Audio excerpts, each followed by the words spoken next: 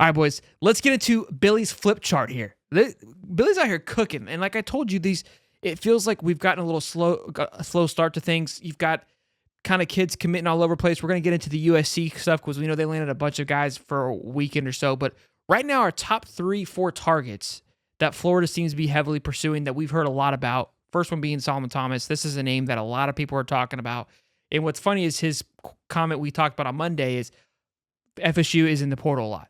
Nick just said it, and then I think like a day later they landed an offensive lineman in the portal. So it's like, yeah, it makes sense. I like the possibility to land Solomon Thomas. It looks like they're in the running for Peyton Joseph. Could be just a clean swap. So that's definitely someone to watch. Dallas Wilson. I know we got our Oregon Ducks show.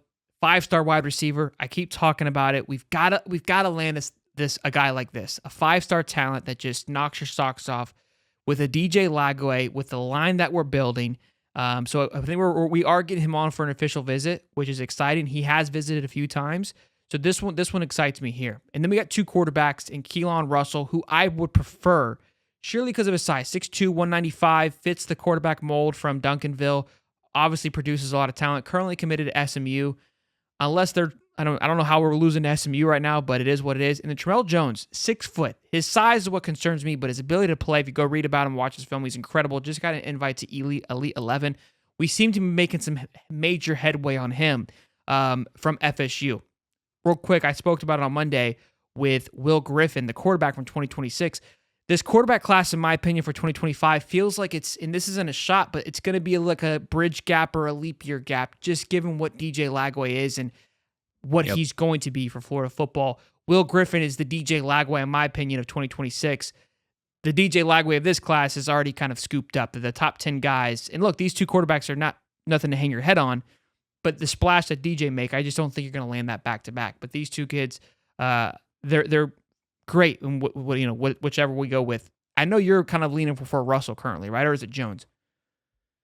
Yeah, I mean, right now, when you look at it, and just if you piece everything together, Tramel Jones looks like the guy that would, if there was a potential flip to happen, would be the guy that would flip over there. And it also opens up the doors to wide receivers they plays with, like Jamie French and some of those other guys that are on his team. So it's like, do you benefit from taking him in, regardless of whether you want to take him or not? I'm sure the staff wants to take him anyway, but do you benefit from having him since he plays with some of these guys and he has a relationship with some of these guys, these 5-star wide receivers, some of these high top 50 wide receivers? Is it worth taking a guy like this, which I'm not going to say he's not going to be good or bad because we don't know that. He does have pretty good stats. He's passed for 3,195 yards, 33 touchdowns, 7 interceptions. Not bad stats, not DJ Lagway stats, but they're good stats in high school. So do you benefit taking somebody like him? And if you wanted to, maybe later on down the road, get a 1-year portal guy, maybe if you want to have somebody that maybe could back up Lagway, if you wanted to start him, something like that, maybe you could go that route. Like I said, the game has changed with the transfer portal. If you do miss on a certain amount of positions and all that, it's not really the end of the world. And Lagway's here for 4 years anyway. Let's hope 3 because he's that good. Take a guy like this. Maybe he turns out to be a lot better than what you thought. We've had quarterbacks in the past that we've taken that weren't highly rated guys that turned out a little bit better. So, maybe this guy does fit your system. Of course, you got Keelan Russell sitting out there with SMU. His SMU commitment seems pretty strong there. He does talk about, though, like, he still wants to take visits. He still, has his eye sets on other schools. So maybe you can pull something off at the end. But I've also heard rumors that they might take 2 quarterbacks. I don't know if that would be the thing or not, since they went into the portal to get a couple. But it's like I said, it's recruiting. You never know what happens, especially when it gets down to early signing day, national signing day, and anything can change, man. Like, Florida has a good season. A lot of these kids that are already committed, the eyes are going to be turning. There's like the big momentum like we were just talking about could flip very quickly. So this list that I put in order here, this is the list that I put this order together based on my feeling of possibility and want. Just so we're all clear here. Could be wrong, but I'm just letting you know why the numbers are there. Isaiah Gibson and Hilton Drake, those 2, I like them a lot. One of them possibly flipping back to us. I like them both possibly not ending up at USC. They're part of that weird big weekend that USC had. Didn't really make any sense. Didn't feel right. Hilton Drake I felt really big on Florida. There were some talks that we could land him.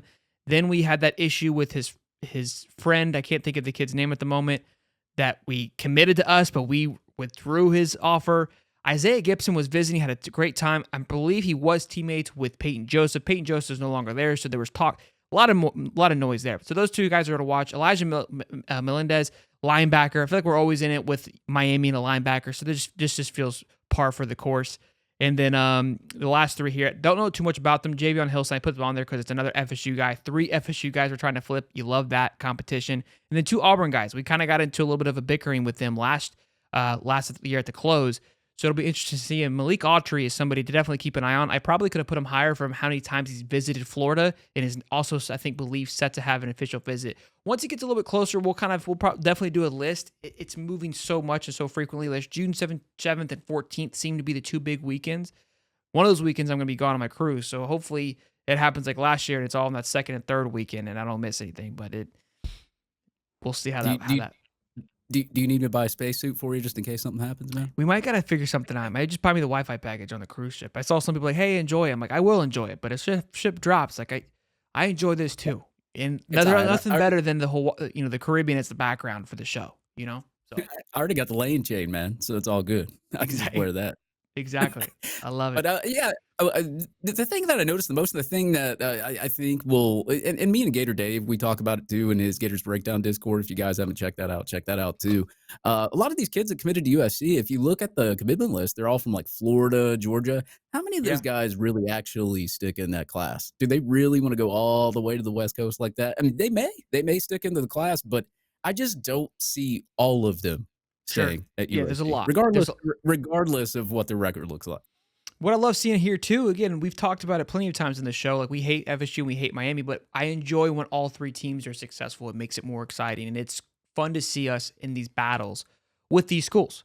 With 3 with FSU, FSU has definitely ramped up their recruiting. You heard Del Toro said that. Yes, they're heavy on the portal, but they've gotten better with their recruiting, and they did well last year. They slipped at the end there with losing a few, but are getting much better. And then just before the show, we had a little break in here. I'm going to let Dave pronounce his name, but top 5 wide receiver, 6'1", 6'2", I believe, from IMG. You know what's funny? What's his name, Dave? Donovan. It's the last name that'll throw you for a blender there. The last name. Olugbode. Yeah, I'm going to say Olugbode. That's impressive. Yeah, I get butchered enough by not being able to pronounce the names properly, but this was one of the names that we talked about it before, but 247, it was a glitch in the system, but it was like he committed to Florida. This is somebody that has been highly looked after and sought after from Florida, and I feel like Florida's in a good position here, but you see this is a lot of talent. Again, only one other SEC school, Mizzou, but Mizzou has been cooking on the trail. And those other 3 schools, though, outside of Washington does not concern me. That group is in a weird place right now. USC is kind of getting who they want. Dan Lanning is on an absolute burner. So he's on a tear. Golly, dude, that guy, it's like he's just kind of snaps a finger. He's like, yeah, it's what I want. I'm going to get it. So look, this is it's going to be a hell of a recruiting battle. We'll see how it plays out, but love seeing that Florida's in this top 5 with this top talent from IMG Florida. So get back in that IMG train. I don't think we had much last year, if I can recall.